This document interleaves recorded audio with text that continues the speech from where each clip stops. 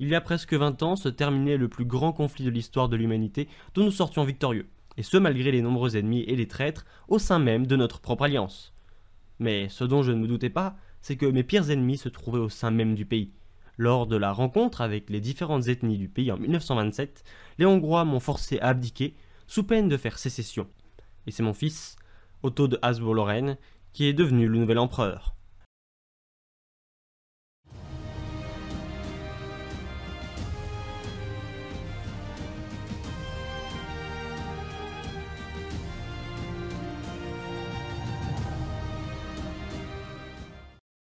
Le monde a bien changé en 20 ans. La France est tombée sous le communisme, les démocrates ont gagné la guerre civile russe, l'Allemagne et l'Autriche-Hongrie se sont imposés comme les deux plus grandes puissances du monde. Mais ce nouvel équilibre mondial a commencé à s'effriter depuis mon abdication forcée en 1927. Nos ennemis ont recommencé à nous retémoigner des signes d'hostilité. La Russie montre de plus en plus son désir de reprendre ses anciens territoires. L'Italie et la Serbie, bien que nos vassaux, attendent la moindre occasion pour prendre leur indépendance et se réattaquer à nous. Mais plus inquiétant encore, les multiples ethnies au sein de la double monarchie ne cessent de l'affaiblir à coups de grèves, manifestations et autres actes inacceptables, profitant de l'absence d'un pouvoir fort qui maintenait jusque-là la population unifiée. Devant tout cela, j'étais resté passif, car la situation semblait encore sous contrôle, et je ne ressentais pas véritablement l'envie d'apporter mon aide au peuple qui m'a trahi alors que je lui ai dévoué ma vie. Mais l'heure n'est plus à de tels enfantillages. Si rien n'est fait rapidement, l'Autriche-Hongrie est condamnée. Je décide de faire fi du passé pour entamer secrètement mon retour sur le trône, sous la couverture du Geheimdienst des Kaisers, le service secret de l'empereur, et notamment grâce à l'aide de mon secrétaire personnel, Félix Berglund. Je fais jouer de mes relations pour le faire intégrer le Parlement, d'où il pourra influencer directement la politique et la gestion du pays en mon nom. Messieurs et mesdames les députés, voyez devant vous les résultats de notre politique. Depuis que nous avons forcé Charles Ier à abdiquer, depuis que nous avons privé l'empereur de la plupart de ses pouvoirs, c'est toute l'Autriche-Hongrie qui est figée. La situation ne cesse de se dégrader depuis qu'il n'y a plus de figure forte au pouvoir. Nous devons réparer cette erreur au plus vite et redonner à l'empereur les pouvoirs qu'il mérite. Il en va de la survie de l'Empire. Grâce à ses discours et à son choix de mots forts, Félix a réussi en quelques jours à faire basculer l'opinion publique dans le sens que je souhaitais. Très certainement en raison de ses actions, le parti conservateur partisan d'un pouvoir impérial fort est réélu le 9 mars 1936. Grâce à ça, le pouvoir commence à revenir progressivement aux mains de l'empereur.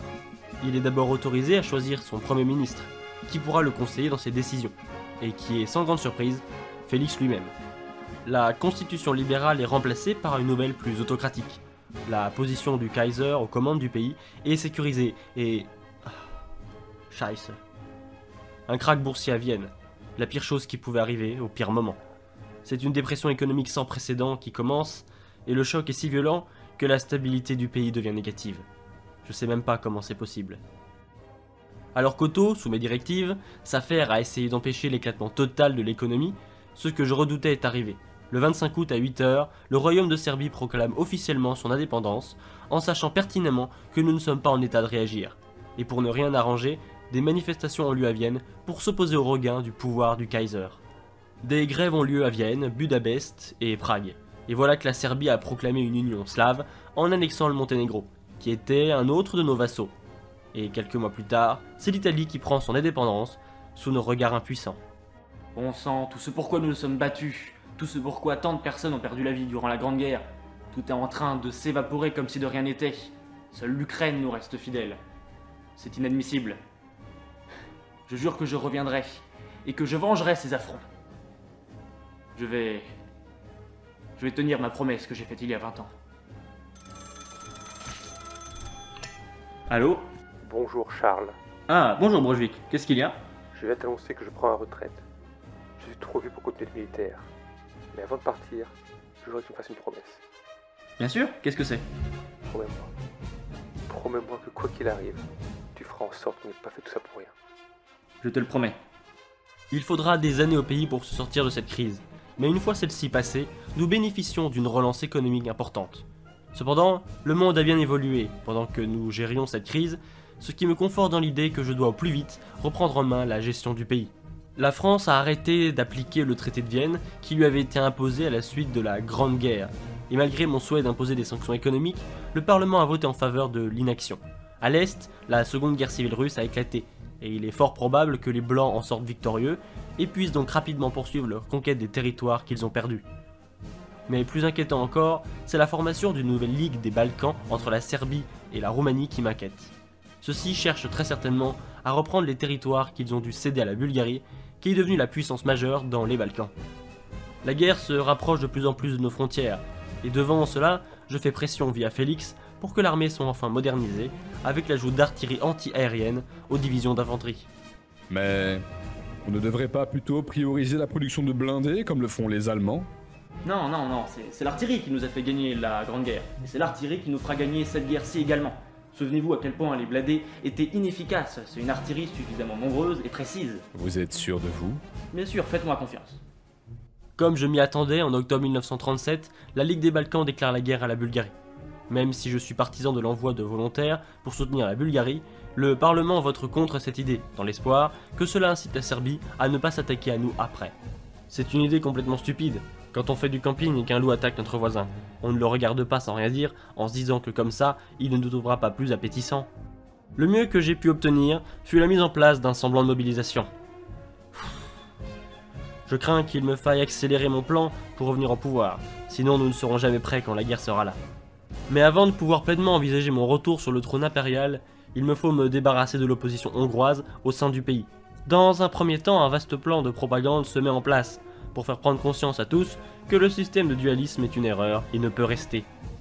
Ensuite, une étape importante mais très risquée va avoir lieu, la dissolution du Parlement, qui n'a fait que ralentir et compliquer le fonctionnement du pays.